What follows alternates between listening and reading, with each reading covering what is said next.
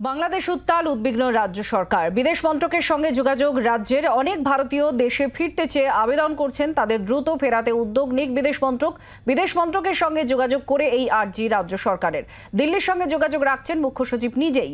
দিল্লিতে রেসিডেন্সিয়াল কমিশনারের মাধ্যমেও যোগাযোগ রাখা হচ্ছে। বাংলাদেশ হাই কমিশনের সঙ্গেও কথা নবান্নের।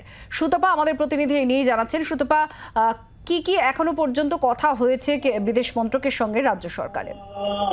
দেখো, যেটা আমরা নবান্ন সূত্রে জানতে পারছি যে প্রচুর মানুষ তারা কিন্তু নবান্নে যোগাযোগ করছেন এবং তাদের কারো আত্মীয়রা আজকে রয়েছেন অথবা কারো স্টুডেন্টরা পড়তে গেছেন, তারা আসতে পারছেন না এবং সেই যে বক্তব্যগুলো জানার পরে সঙ্গে সঙ্গে নবান্ন থেকে কিন্তু বিদেশ মন্ত্রকের কাছে বিষয়টি জানানো হচ্ছে। কারণ তুমি জানো যে বিদেশ মন্ত্রককে কিন্তু উদ্যোগ নিয়ে ফিরিয়ে আনতে হবে। এক্ষেত্রে কোনো রাজ্য কিছু করতে পারবে না, কেন্দ্রকে কিন্তু ব্যবস্থা নিতে হবে।